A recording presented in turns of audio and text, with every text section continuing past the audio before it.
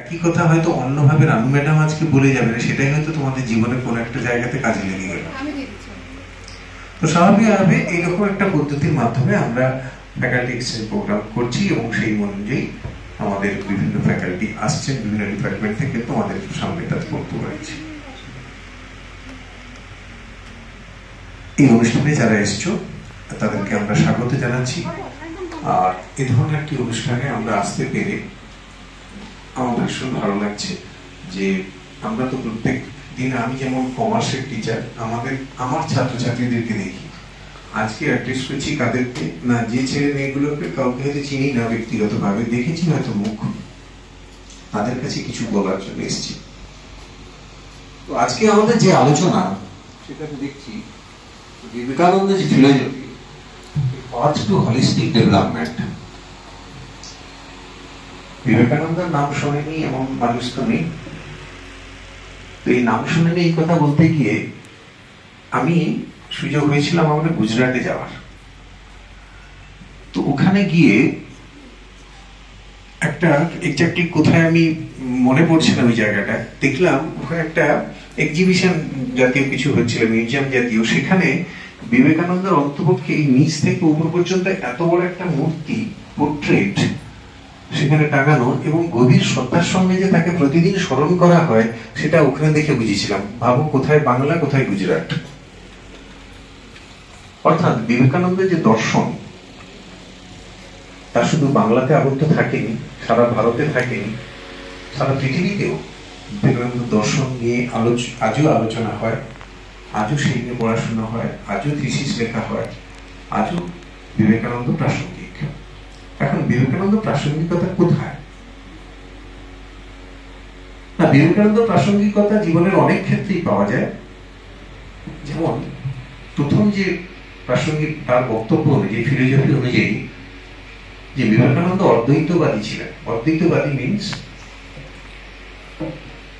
তার মতে আমরা যদি একজন ঈশ্বরকে যদি মেনে থাকি, আমরা যে এরকম তো মনে করা হয় যে ঈশ্বর এক, তার সৃষ্ট আমরা যারা মানুষজন, গাছপালা, পশু পাখি তারা আরেক। বিবেকানন্দের মতে আমি যেটুকু মনে হয়েছে আমার, যে দুটো সত্তা আলাদা নয়। আসলে ঈশ্বরের প্রকাশ হচ্ছে এক ধরনের প্রকাশ হচ্ছে মানুষ, এক ধরনের প্রকাশ হচ্ছে গাছপালা, এক ধরনের প্রকাশ হচ্ছে পশু পাখি। অর্থাৎ তার সঙ্গে স্রষ্টা এবং সৃষ্টি দুটো আলাদা নয়। আসলে স্রষ্টাই ভেঙে ভেঙে বিভিন্ন রূপে বিরাজমান। সেই কারণে কখনো কখনো তুমি যখন কোনো একটা গাছের পরিচর্যা করছো, তুমি তো ঈশ্বরেরই পরিচর্যা করছো। তোমার পাশের বাড়ির কোনো প্রতিবেশীকে যখন তুমি সাহায্য করছো, তুমি তাকে করছো না, করছো আসলে তাকে, ঈশ্বরকে। অর্থাৎ বহুরূপে, উনি তো বলেই গেছেন যে বহুরূপে সম্মুখে তোমার ছাড়ি কোথা খুঁজিছ ঈশ্বরকে, জীবকে করে যেইজন সেইজন সেবিছে ঈশ্বর। অর্থাৎ ঈশ্বর আলাদা কেউ নয়, আমার মধ্যেই তার প্রকাশ। জীবকে করে যেইজন সেইজন সেবিছে ঈশ্বর, এই কথাটা আমরা সবাই শুনে এসেছি। আমি একটু এক্সটেনশন করছি। জীব বলতে কাদেরকে বুঝি? জীব বলতে সাধারণভাবে আমরা পশু পাখি ইত্যাদি যাদেরকে নিয়ে, মানুষজন তাদেরকে নিয়ে। আমি একটু এক্সটেন্ড করি। আমরা কলেজ কতদিন ধরে, গত এই সপ্তাহটাতে আমরা অরণ্য সপ্তাহ পালন করছি। এখন জীব বলতে কি আমরা গাছপালাকে মধ্যে ইনক্লুড করব? এখন যদি এরকম হয় যাদের জীবন আছে, যাদের প্রাণ আছে, তাদেরকে যদি জীব বলি, তাহলে কিন্তু গাছপালাও তার মধ্যে চলে আসে। অরণ্য সপ্তাহের সঙ্গে আমি যদি বিবেকানন্দকে কিভাবে এটা করছি খেয়াল করো, যে সত্যি সত্যি আমরা শুধু প্রাণীকুল নয়, মানুষ নয়, গাছের উপর, গাছের সঙ্গে যদি আমরা সেখানে, তার মধ্যেও তো ঈশ্বরের প্রকাশ, তাকেও যদি আমরা এই অদ্বৈতবাদ এর মধ্যে ঢুকে নিতে পারি, তাহলে বোধ হয় আর মনে হবে না গাছ কেটে ফেলি, গাছটাকে ধ্বংস করে দিই, পরিবেশটাকে নষ্ট করে দিই। এই কথাগুলো বোধহয় মনে হবে তার মধ্যে ঈশ্বরের প্রকাশ আছে। এক, দুই, আমরা যারা ছাত্রছাত্রীরা, তারা বিবেকানন্দের শিক্ষা বিষয়, তোমরা নিশ্চয়ই যারা এডুকেশনের স্টুডেন্ট, তারা বিবেকানন্দ শিক্ষা বিষয়ে জানো। এই বিবেকানন্দ খুব সহজ কথা, যে তোমার মধ্যে সবটুকু আছে বাবা, আলাদা করে তোমাকে শেখানো, তুমি যে ঈশ্বরের অংশ, তোমার মধ্যে সবই আছে, থাকবে না কেন, সবই আছে। শুধুমাত্র সেটা প্রকাশ করা, সেটাকে যদি নার্চার করা, সেটার নামই শিক্ষা। তোমার মধ্যে সবকিছু আছে। আবার আমি বলছি, তার অদ্বৈতবাদ ওই জায়গাটা থেকে আমি আবার বলছি, তুমি তো ঈশ্বরের অংশ, তোমার মধ্যে সবই থাকবে, সমস্ত গুণ তোমার মধ্যে আছে। শিক্ষা সেটাকে শুধু প্রকাশ করার সুযোগ করে দেয়। এই বিবেকানন্দ, তোমরা জানো, যার শিষ্য রামকৃষ্ণ পরমহংসদেব। আজকে রামকৃষ্ণ পরমহংসদেব যার মূল যে বক্তব্য, যে ঈশ্বরে যাওয়ার নানা পথ আছে, যত মত তত পথ আমরা রামকৃষ্ণ জানি। আমার কেন জানি মনে হয় যে ভুল হতে পারি, যে রামকৃষ্ণ ও হারিয়ে যেতেন যদি বিবেকানন্দ না থাকতেন। আমার কি জানি মনে হয় এরকম, যে বিবেকানন্দই রামকৃষ্ণকে সারা পৃথিবীর মানুষের কাছে ছড়িয়ে দিয়েছেন মানুষের সেবায় জন্য। বিবেকানন্দর মত অনুযায়ী তার ফিলোসফি হচ্ছে, তোমার মধ্যে যা আছে সেলফ রিয়েলাইজেশন পেতে গেলে সোশ্যাল সার্ভিসের মাধ্যমে সেলফ রিয়েলাইজেশন প্রয়োজন। আমি রোজগার করলাম, আমি আমার সংসারকে দিলাম, আমি আমার ছেলে বা মেয়েটির পোশাক কিনলাম, তা দিয়ে সেলফ রিয়েলাইজেশন হয় না।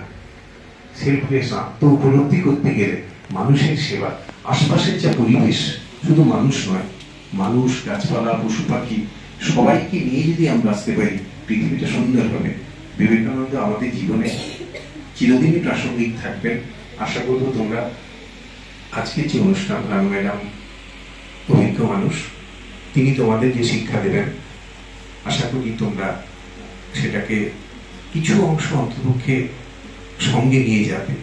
এবার সঙ্গে নিয়ে আগামী দিন সেই মতো করে তোমাদের পথ চলা ঠিক করবে। সবাইকে ধন্যবাদ জানাই। নমস্কার।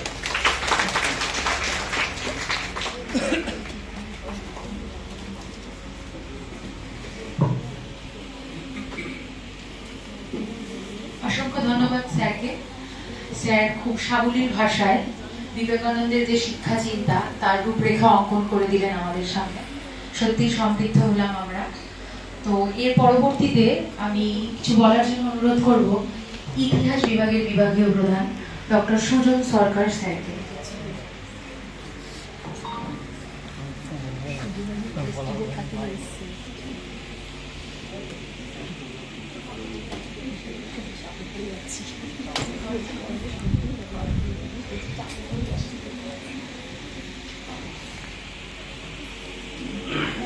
মঞ্চে উপবিষ্ট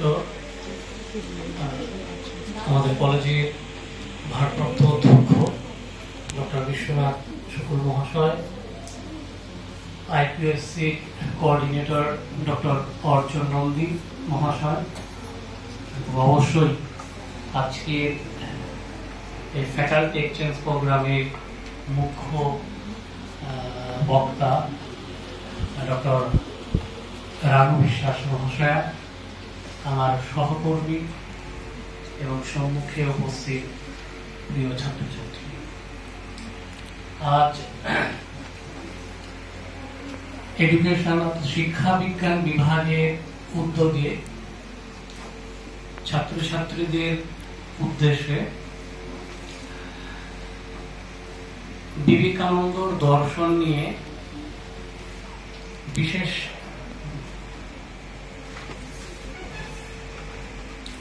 বক্তৃতামালার আয়োজন করেছেন। আমাদের আজকের আলোচনার মূল দিক বা সুর কোন দিকে যাবে সে বিষয়ে আলোকপাত করেছেন, পথ দেখিয়ে দিয়েছেন আমাদের মাননীয় ভারপ্রাপ্ত অধ্যক্ষ মহাশয়। বিবেকানন্দ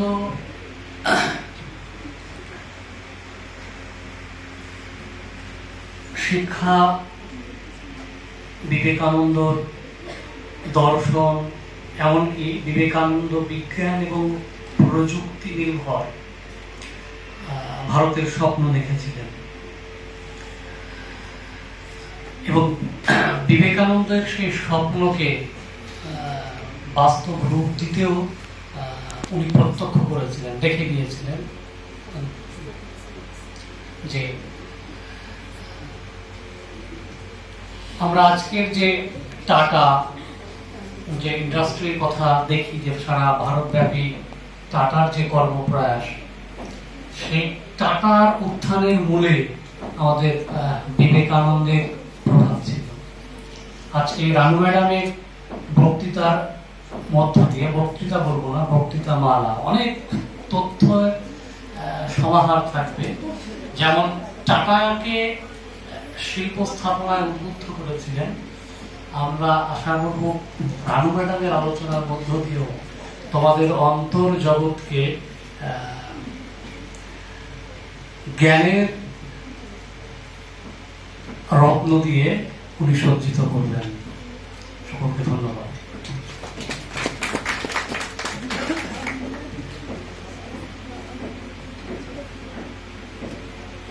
অসংখ্য ধন্যবাদ স্যারকে খুবই সংক্ষিপ্ত বক্তব্যের মাধ্যম দিয়ে স্যার আজকের যে টপিক তার মূল পর্ব আমাদের সামনে তুলে ধরলেন। এরপর আমি অনুরোধ করব আইকিউএসসি কোঅর্ডিনেটর ডক্টর অর্চন নন্দী স্যারকে কিছু বলার জন্য।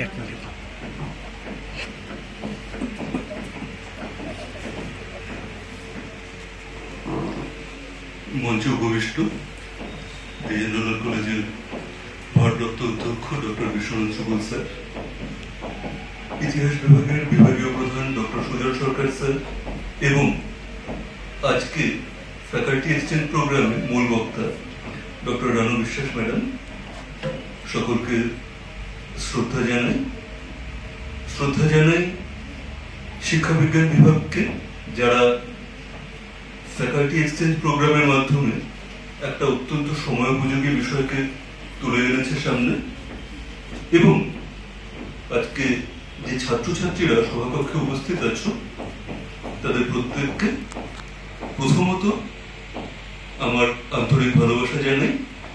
একই সঙ্গে তাদের উদ্দেশ্যে বলি, ম্যাডাম আজকে যা কিছু বলবেন তোমরা সেগুলোকে শুনবে, কেবলমাত্র শুনবে তাই নয়, সেগুলিকে উপলব্ধি করবে, আত্মস্থ করবে, নিজেদের শিক্ষায় এবং নিজেদের দৈনন্দিন জীবনচর্চায় বিষয়গুলিকে প্রতিফলিত করবার চেষ্টা করবে। সবাইকে শুভেচ্ছা জানিয়ে শেষ করছি। ধন্যবাদ সকলকে, বিশেষত শিক্ষা বিজ্ঞান বিভাগকে আমাকে এই সুযোগ করার জন্য, যে তোমাদের সামনাসামনি কথা বলা এবং তোমাদের ক্লাস ফ্যাকাল্টি এক্সচেঞ্জ নামই এটা একটা, সে বলে না ভালো নাম খারাপ নাম, সেই রকম ভাবে গুড নেম নিক নেম, তা এটা গুড নেম হিসেবে রয়েছে, নিক নেম তো আপনারা সেটা ক্লাসই। তা তোমাদের ক্লাস নেওয়ার ইচ্ছেও ছিল, তোমাদের সাথে দেখাও হয়ে গেছে। আগে কিরকম ছিল, আগে পাস পড়াতাম, পাশের ক্লাসে গিয়ে স্টুডেন্টদের সঙ্গে দেখা হতো, তা সে পাশের ক্লাসে গিয়ে স্টুডেন্টদের সঙ্গে দেখা হয়ে তাদের সঙ্গে আলাপচারিতা ছিল। কিন্তু এখনকার দিনে সেটা হতো না, কারণ এখন মেজর আর মাইনর ক্লাসে এত জনসমুদ্র থাকে যে কারোর সঙ্গে ভালোভাবে কথা বলাই যায়। আমার সঙ্গে মঞ্চে যারা ছিলেন এবং আছেনও, আমাদের বিশ্বনাথ সুবল স্যারকে, যিনি এখন বর্তমানে ভারপ্রাপ্ত, তাকে শ্রদ্ধা প্রদর্শন করি। আমি অবশ্যই শ্রদ্ধা নিবেদন করি আমাদের আইকিউএসসি কোঅর্ডিনেটর ডক্টর অর্চন নন্দী স্যারকে, দাদাকে। এছাড়া এখানে আরেকজন আছে সুজন স্যার, তিনি আমার সহকর্মী, আছেন ইফত ম্যাডাম, আছেন মিনা ম্যাডাম, নরিতি ম্যাডাম, আছেন তমালিকা, তারপরে কাবেরী এবং মিলন, আর হচ্ছে নারায়ণ। সকলকে আমার ভালোবাসা জানাচ্ছি। আমি একদম পড়ার মধ্যে ঢুকে যাচ্ছি। আমাদের যে প্রোগ্রাম আলোচনাটা ছিল, যে হলিস্টিক, যাকে এটা বলতে চাই যে ফিলোসফি, হলিস্টিক ডেভেলপমেন্ট, এই জায়গাটা বিবেকানন্দ কে ছিলেন আমরা সবাই জানি, কারণ 12ই জানুয়ারি যুব দিবস আমরা প্রত্যেকেই ওই দিনটা আয়োজন করি, অনুষ্ঠানের মাধ্যমে পালন করি বা ছুটির মাধ্যমে ভোগ করে থাকি। সুতরাং বিবেকানন্দ ছিলেন একজন বিখ্যাত মনীষী, চিন্তাবিদ, দার্শনিক, সবই ঠিক আছে। কথাটা হচ্ছে ওইটা নিয়ে না, কথাটা হচ্ছে কোলনের পরে লেখা আছে, দেখো, এ প্যাথ টু হলিস্টিক ডেভেলপমেন্ট। অর্থাৎ এই যে হলিস্টিক ডেভেলপমেন্ট, তোমার যে এই যে আলোচনাটা, যে তুমি কিভাবে তোমার গড়ে উঠছে দর্শনটা, সেই দর্শনের জায়গাটা কিন্তু ধরার চেষ্টা করেছি আমরা আমাদের আজকে আলোচনার মধ্যে দিয়ে। তা আমি এটাই কতগুলো ভাগে ভাগ করেছি। প্রথমেই বিবেকানন্দের দর্শনে যাওয়ার আগে আমি দর্শন কাকে বলে তাই নিয়ে এক লাইন বলবো। দর্শন সম্পর্কে আমাদের দর্শন শাস্ত্রের টিচাররা অনেক ভালোই জানেন, আমি জাস্ট এক লাইন বলবো। দর্শন কিসের উপর আলোচনা হচ্ছে? বিবেকানন্দের বেদান্তের উপর উনি আলোচনা করছেন। সুতরাং বেদ কাকে বলে সেই জায়গাটা একটু ধরবো। বেদের যে উপরে প্রান্ত ভাগ বেদান্ত, সেই জায়গা থেকে আমি বিবেকানন্দের মতামতের দিকে যাচ্ছি, ঠিক আছে? তা দেখো বেদ কি, বেদটা কি খেয়াল করে দেখো। যে অতীতে বলছে যে সরল শান্ত শীতল পরিবেশে যখন ঋষিরা অন্তরে যে মহা সত্য জন্ম দিল, তাকে বলা হচ্ছে কিন্তু বেদ। সেখান থেকে কিন্তু বেদ উঠছে। এবং বেদের যে প্রকারভেদ আমরা প্রত্যেকেই জানি, ঋক্সাম, যজু, অথর্ব, 4টে ভাগ আছে। এবং 4টে ভাগের মধ্যে প্রত্যেকটা ভাগে কোথাও যাগযজ্ঞ আলোচিত হয়েছে, কোথাও ঋষিদের জিনিস নিয়ে আলোচনা হয়েছে। তাদের সেখানে সামবেদে আমরা যজ্ঞ দেখতে পাচ্ছি। এইবার হচ্ছে দর্শন কি? দর্শন তো যদি আমরা বাংলা সাহিত্য ধরে শুরু করে দিলে দৃশ্যযুক্ত অনর্ধাতু, দৃশ্যের সঙ্গে অনর্ধাতু যোগ করলে দর্শন আসছে। দৃশ্য মানে হচ্ছে যা দ্রষ্টব্য। সেই ক্ষেত্রে দর্শন কি বলছে? যে জীবন সম্পর্কে যখন তুমি স্পষ্টজাত ধারণা করবে তখন আসছে দর্শন। এইবার আমরা বেদে যাচ্ছি, মানে বেদান্ত যাচ্ছি। বেদের প্রান্তভাগ দেখো, বেদ যুক্ত অন্ত বেদান্ত। তাহলে বেদের প্রান্তভাগে যেখানে জ্ঞান ও শিক্ষা যৌথভাবে থাকে। কেন এই জায়গাটা বলছি? তার কারণ হচ্ছে তোমরা যদি পড়ো দেখবে স্বামী বিবেকানন্দ 4টি যুগের কথা বলছে। তার 4টি কাণ্ড আছে, জ্ঞান কাণ্ড, কর্মকাণ্ড। যে I think therefore I am, আমি চিন্তা করি তাই আমি আছি, হয় দেখান লকে হয়তো মতামত, এটা আমি যেটুকু জানি। তা সেই ক্ষেত্রে আমার অস্তিত্ব আছে। এখান থেকে আস্তিক্য দর্শন শুরু হচ্ছে। কিন্তু এই আমিটা কে? আমি হচ্ছে জীবাত্মা। তাহলে জীবাত্মাটা কে? পরমাত্মা বা কে? কোথা থেকে আসছে? সেই ক্ষেত্রে আমরা দেখতে পাচ্ছি যে দুজন বিবেকানন্দ বেশি মানতে শঙ্করাচার্যকে। তাহলে শঙ্করাচার্য কে তিনি বেদার দর্শনের জায়গাটা ভাবতেন। শঙ্করাচার্য কি বললেন সেই জায়গাটা আমরা দেখি। একটু আগে বলে গেছেন বিশ্বনাথ স্যার যে শঙ্করাচার্য অদ্বৈতবাদে বিশ্বাসী ছিলেন। তিনি বলতেন যে ব্রহ্ম এক, ঈশ্বর বলে কিছু নেই, জগৎ বলে কিছু নেই, পুরোটাই মায়াবাদ। যা চোখের সামনে দেখতে পাচ্ছি, তোমরা আমাকে দেখতে পাচ্ছ আমি মায়া, আমি তোমাদের দেখতে পাচ্ছি এটা মায়া, এই মানে ভিডিও করছে সন্তু স্যার মায়া, সবকিছুই কিন্তু মায়া, শুধুমাত্র পরম ব্রহ্ম এক। তাহলে সেক্ষেত্রে একটা মতামত কিন্তু বিবেকানন্দ এই জায়গাটা কিন্তু খণ্ডন করেছে। বলছে পুরোটা কি করে মায়া হয়? তার কারণ হচ্ছে তার ছায়া তো আমরা, তার কায়া তো আমরা। কিরকম? সেখান থেকে আমরা উৎপত্তি। বলছে যদি জলবিন্দু দেয়া থাকে, অনেক অসংখ্য কোটি কোটি জলবিন্দু আছে, ওপরে সূর্য আছে, সূর্যের আলোটা গিয়ে কিন্তু জলবিন্দুর মধ্যে গিয়ে পড়ছে, তখন আমাদের কি মনে হবে? যে জলবিন্দুর মধ্যে মনে হবে প্রত্যেকটা সূর্য। তবে কি সবগুলোই কি সূর্য? না, তার সবগুলো সূর্য নয়। আসলে সূর্য কিন্তু একা, সূর্যের ছায়াটা পড়ছে প্রতিটা জলবিন্দুতে। সুতরাং আমরা ভাবছি সবগুলোই কোথায় অস্তিত্ব আছে, কিন্তু তা কিন্তু নয়। এইখান থেকে শঙ্করাচার্যকে তিনি মেনে নিচ্ছেন, ঠিক কথা, কিন্তু শঙ্করাচার্যের সঙ্গে তার একটা পার্থক্য থেকে আছে। আমি এই জায়গাটা ধরতে চেষ্টা করেছি, কারণ শঙ্করাচার্যের মতামত আমরা সকলেই জানি। কিন্তু তাহলে আমরা কেন শুধু স্বামী বিবেকানন্দকে পড়বো? তাহলে আমরা শঙ্করাচার্যকেই পড়ি। কিন্তু কেন পড়ছি? কারণ শঙ্করাচার্যের সঙ্গে আমি দেখো হেডলাইনই করেছি মতের মিল আর অমিল। সেক্ষেত্রে আমরা কি দেখছি? অদ্বৈত দর্শনে তারা ব্রহ্মকে মানছে, এও মানছে। শঙ্করাচার্য বলছে ব্রহ্মই একমাত্র সত্য, জগৎ মিথ্যা।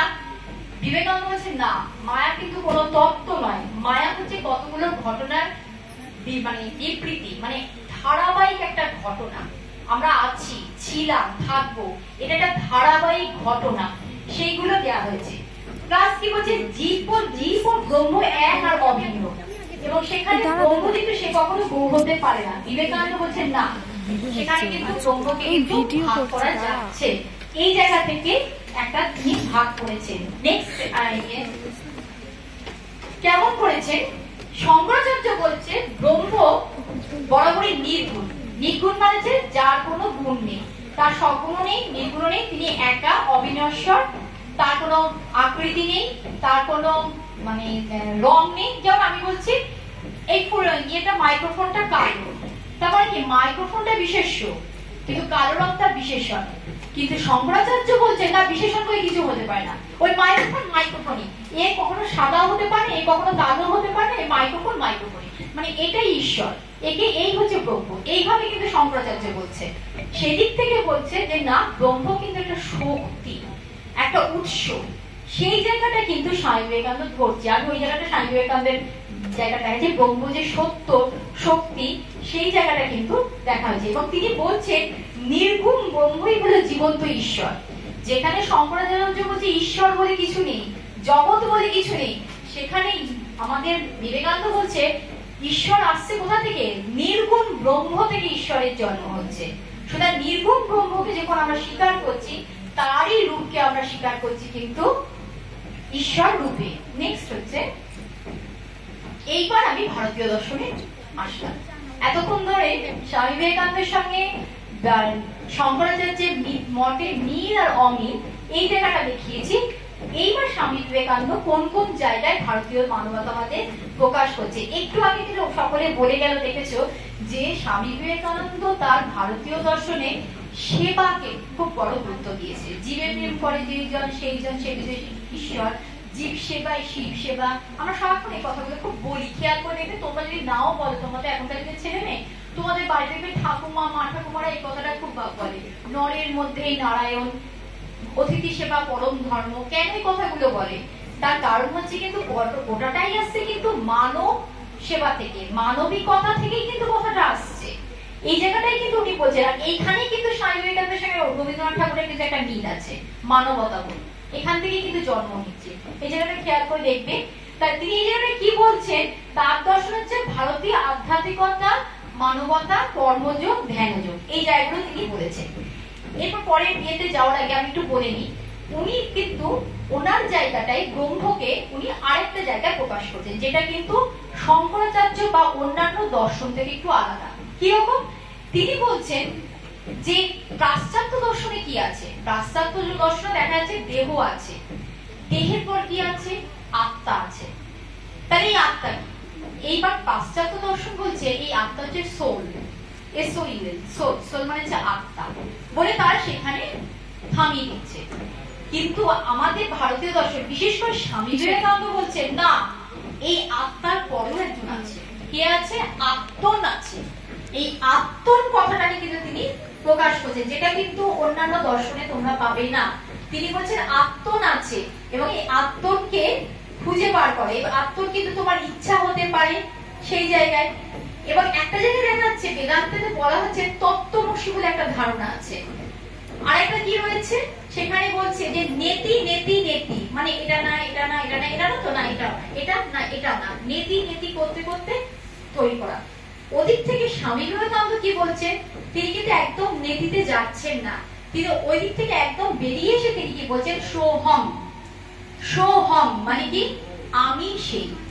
তুই বিপদে পড়েছ, সোহম, নিজে থেকে বলো সোহম। যখনই কখনো বিপদে পড়বে, আমি তোমাদেরকেও বলছি, যখনই কখনো বিপদে পড়বে বা কোনো জায়গায় চিন্তায় করবে, নিজেকে বলবে সোহম, মানে আমি সে, আমি পারবো। ও পারছে, ওর মধ্যে কোনো আলাদা শক্তি নেই, ও পাচ্ছে, ও শক্তিতেই পাচ্ছে, ওর আত্মনির্ভরশীল, সেলফ ডিপেন্ডেন্ট, আত্মনির্ভরশীলতা থেকেই ও পাচ্ছে। তাহলে আমিও পারবো। আমার নিজের ভেতরে একজন রয়েছে, তিনি কে? সে আত্মন কে? তিনি হচ্ছেন জীবাত্মা। কোন জীবাত্মা? পরমাত্মারই রূপ। এবার আমার দেখো আগের পড়াতে একটু চলে যাচ্ছি, আমি কিরকম ভাবে বললাম পরমাত্মা কিভাবে জীবাত্মার কাছে আসলো। এটা দুরকম ভাবে বোঝাতে পারি। একটা প্রথম বোঝানোটা বলেছিলাম যে অসংখ্য জলকণার মধ্যে আমরা সূর্যকে দেখতে পাচ্ছি, তাহলে কি ওরা সূর্য না? সূর্য হচ্ছে একটা শক্তি, তার যে ছায়াটা তা অসংখ্য জলকণার মধ্যে গিয়ে পড়ছে। সুতরাং 1 কোটি সূর্যের জন্ম হচ্ছে। তাহলে ওই যে জলকণা, ওই জলকণাগুলো হচ্ছে আত্মন, প্রত্যেকটা জলকণা আত্মন, মানে ওগুলো প্রত্যেকটা হচ্ছে জীবাত্মা। আর ওই যে সূর্য, উনি হচ্ছেন পরমাত্মা। অর্থাৎ ওনার ছায়াটাই কিন্তু জীবাত্মা গিয়ে পড়ছে। অর্থাৎ তুমি, তোমার মধ্যেও সে পরমাত্মার অংশ আছে, আমি, আমার মধ্যেও পরমাত্মার অংশ আছে। এখান থেকে যদি একটা ছোট্ট কিট চলে যায়, মনে হবে সেও কিন্তু পরমাত্মার অংশ। সবার মধ্যেই পরমাত্মার অংশ আছে। আমরা পরমাত্মার থেকেই আসছি, আবার পরমাত্মায় বিলীন হয়ে যাচ্ছি। এটা বুঝতে আমাদের একটু কঠিন লাগে। এটা কেমন ভাবে হবে ম্যাডাম? তার কারণ হচ্ছে এই জায়গাটা আবার ফিলোসফি খুব হেল্প করেছে। দর্শন হচ্ছে এখান থেকে দ্বৈতবাদী সংজ্ঞা, আমরা জীবাত্মা এবং পরমাত্মা, আমরা এক আবার আমরা ভিন্ন। একটু বুঝতে অসুবিধা হচ্ছে, আমরা এক আবার আমরা ভিন্ন কেমন করে? যেমন ধরো মাটির কলসি কোথা থেকে উৎপন্ন হয়? মাটি থেকে। তাহলে তখন কি মাটি হচ্ছে পরমাত্মা মানে ব্রহ্ম, আর কলসি হচ্ছে জীবাত্মা। দুটোকে আমি আলাদা দেখতে পাচ্ছি, কিন্তু মাটির কলসি যখন ভেঙে যাবে তখন কোথায় গিয়ে মিশছে? মাটিতে মিশছে। তার মানে জীবাত্মা আবার কোথায় গিয়ে মিশলো? পরমাত্মায়। তার মানে এইটাই সাইকেল চলছে। এই সাইকেলটাকেই বারবার করে কিন্তু দর্শন বলছে। এখান থেকে কিন্তু দ্বৈতবাদী সঞ্চার হচ্ছে, যেটা কিন্তু বিশ্বাস করছে না কিন্তু শঙ্করাচার্য। তিনি বলছেন না অদ্বৈতবাদী, তিনি বিশ্বাস করছেন না। কিন্তু আমরা দেখতে পাচ্ছি বিশ্বাস করছেন কিন্তু স্বামী বিবেকানন্দ। তিনি সেই জায়গা থেকে আমাদের প্রকাশ করতে বলছেন। তিনি বলছেন আত্মন আছে। দুটো জিনিস স্বামী বিবেকানন্দ দর্শন শাস্ত্রে মনে রাখবে, একটা হচ্ছে আত্মন আর হচ্ছে সোহং, মানে হচ্ছে আমি সে। ওই জন্য খেয়াল করে দেখি আমেরিকায় যখন গিয়েছিল, শিকাগো সম্মেলন তিনি গিয়েছিল, ওখানে তিনি গিয়ে কি বলেছিলেন মনে আছে? হে মূর্খ ভারতবাসী আমার ভাই। ভাবো, প্রথমেই বলছে মূর্খ, কিন্তু বলছে আমার ভাই। হে দরিদ্র ভারতবাসী আমার ভাই, হে চন্ডাল ভারতবাসী আমার ভাই। অর্থাৎ সবাই আমার ভাই, কারণ সবাই তো আমার থেকে উৎপত্তি, আমাতে এসে মিশে যাচ্ছে। সুতরাং কে হিন্দু, কে মুসলিম, কে নারী, কে পুরুষ, কে নিরক্ষর, কে স্বাক্ষর, কে ব্যষ্টি, কে সমষ্টি, কে নৈবেদ্যিক, কে ব্যক্তি, সবকিছুই আমাতেই উৎপত্তি, আমাতেই শেষ। সেই জায়গা থেকে কিন্তু তৈরি হচ্ছে দর্শন শাস্ত্র। আর এই দর্শন শাস্ত্রের সঙ্গে তোমরা জানলে অবাক হবে, এই দর্শন শাস্ত্রে আমাদের হিন্দু শাস্ত্রে মানে চৈতন্যানন্দ যদি তোমরা পড়ে থাকো, শ্রীকৃষ্ণের একটা বাণী কিন্তু মিল আছে। শ্রীকৃষ্ণের বাণীটা আমরা দেখেছি তো, শ্রীকৃষ্ণ বলছে মামেকং শরণং ব্রজ, সারাক্ষণ আমাকেই তুমি সাধনা করো। এবং তিনি বলছেন আমি যদি একবার কাজ করা বন্ধ করে দিই পৃথিবী ধ্বংস হয়ে যাবে।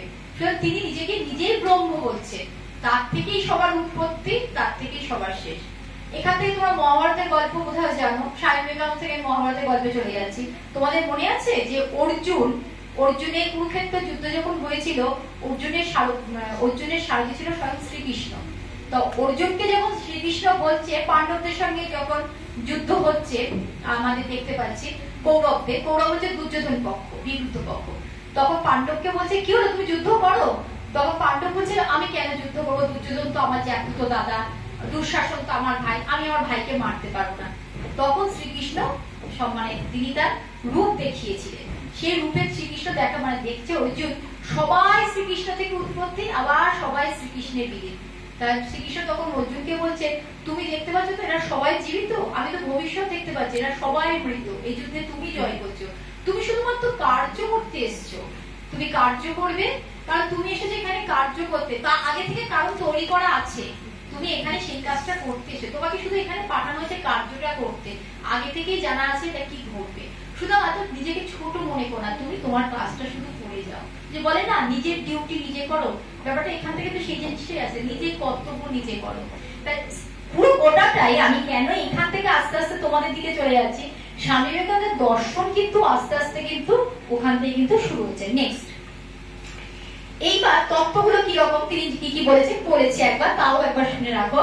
তিনি আত্মা এবং ব্রহ্মত্ব দুটো আলাদা করেছেন। যে বললাম তো ব্রহ্ম মানে হচ্ছে শক্তি, ব্রহ্ম মানে থেকে ব্রহ্ম হচ্ছে একটা শক্তি, ব্রহ্ম থেকে ব্রাহ্মণ কথাটা কিন্তু এসেছে।